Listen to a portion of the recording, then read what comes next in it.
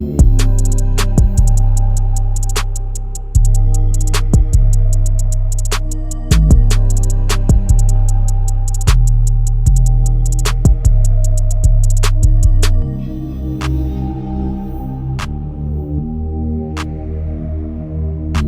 we're diving into a name that could change everything for the Miami Heat if he ever becomes available and hits the trade market.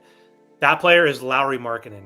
And he's not just playing well this season, he's putting up MVP level numbers in Utah. So, first, let's talk about what he's doing right now in terms of numbers. He's averaging a career high 30.6 points per game. He's averaging 6.2 rebounds, 2.1 assists, shooting 47.9% from the field, and he's also shooting 38.9% from three on high volume. He's been shooting 37.2% from three on 7 or more attempts in his entire career. So you know what you're going to get with him in terms of efficiency from the three-point line. And also, when he gets fouled, he's getting to the free throw line, obviously, but he's also hitting those free throws at 88% per game. So this is elite. He is a first option scorer, and he is playing legit like a superstar. I know it's early in the season, it's only 13 games in, but he's been spectacular so far this year. And he's not just having random big nights either. He's stacking up games. He's actually being consistent, and he's had a 40-plus night. He's had a 50-plus night, and one of those 50-point nights, he had 51 points and 14 rebounds in a game in overtime, and it was a win over the Phoenix Suns. So him and Steph Curry are the only players that have multiple games of 40-plus, I believe, this season. So he is also stacking up 30-point games, multiple games with 30-plus, and he's not just doing it on the outside, but he's doing it on the inside. He's doing it in transition. He's doing it off ball.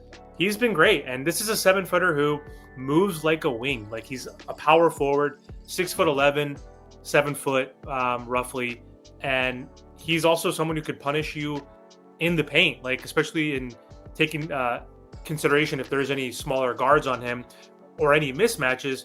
He can abuse and find a opportunity against any coverage that you throw at him so far this season. And the scary part for defenses is he's doing this all as the clear number one option for the Utah Jazz.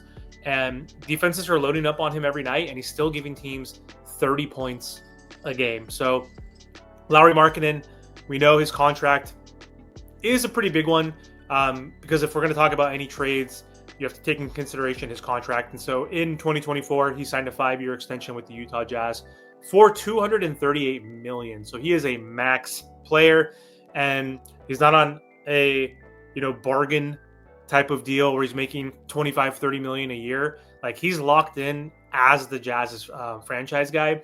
And in terms of his contract, he's going to be making $42 million this season, I believe, and $46 million, excuse me. And the following season, he'll be making 46 again, then 49, and then in 2028, when he is 31, which is still good, he'll be in his prime, still young enough, he'll be making $53 million. So is he worth it? That's the biggest concern for me as a Miami Heat fan. Like, do I think he'll fit next to Bam Adebayo and help this team, especially this new fast-paced offense? Like, yes, he's 28, he's in his prime, and he didn't have the best year last year, has missed a lot of games in his career as well, but he only played like 29 games or so last season, averaged only 19 points per game. So he is bouncing back in a big way. He's a one-time All-Star, most improved player his first year with the Jazz. This is his 4th season now with the Utah Jazz, and so he averaged 25 points per game that most improved season and his All-Star year. So he is getting back into All-Star form. He's playing like an All-Star right now, so that's great. But the max contract, that's the big thing. And also, are the Jazz willing to completely rebuild and look for a trade partner? Because Utah clearly sees him as a max player. Otherwise, why would they give him a max contract? And if they want to rebuild, though, they're going to want a huge return for him. And so we don't need to get into that too much into this video of like what the Miami Heat would have to trade. But from Miami's perspective, the positive would be if you did trade for him, you're not getting a rental because he's under contract. You're trading for a guy who is going to be in his prime and who's playing at an all-star level. And with Lauri Markkanen, again, he has a unique, versatile skill set offensively. He can come off pin downs. He can come off flare screens. You can do the pick and pop with him.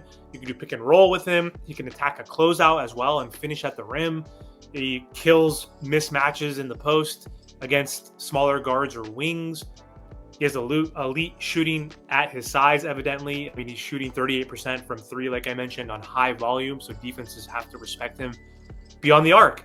And Miami hasn't had a 7-footer with that kind of off the dribble and off ball movement and 3-point shooting basically ever. So that kind of gravity changes everything with this Miami Heat team. And the Miami Heat desperately need help in the rebounding department. And he gives you enough rebounding not to be a liability. He's not an elite rebounder.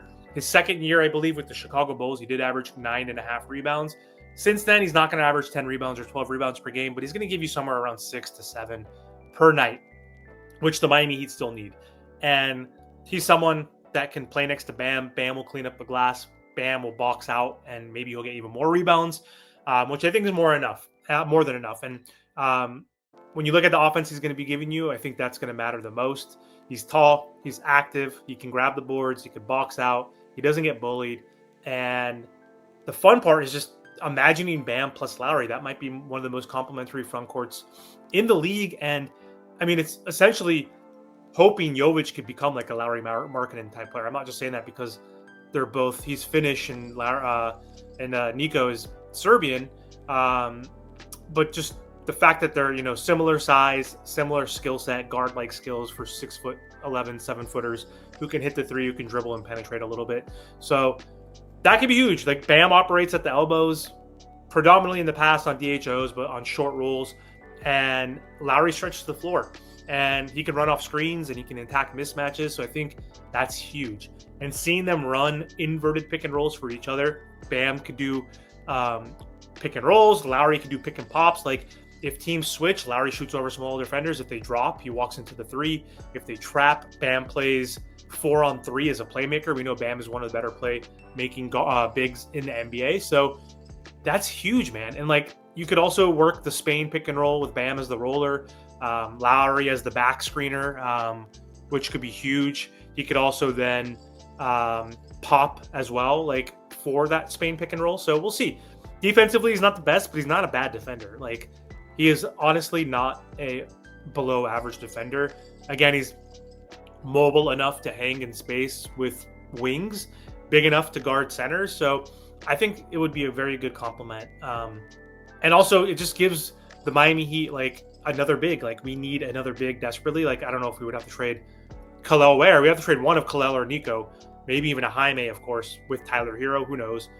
I don't want to get into that debate of who we have to trade, like I said, but getting him on this team gives you enough size where you're not going to get bullied in the front courts like the Miami Heat have been getting bullied all season long, especially on the glass, giving up so many offensive rebounds, the most in the entire NBA. So what do you guys think? Do you think Lauri Markkanen would be a good fit for the Miami Heat? Do you think the Miami Heat should go after him if he does become available and pair him with Bam Adebayo, Norm Powell, and whoever that's left? We'll see, because the Miami Heat do need to do some sort of consolidation trade, I think, if they actually want to become a real contender. So anyway, if you enjoyed this breakdown, make sure to like the video, subscribe to the channel, and I will be back with more Miami Heat content.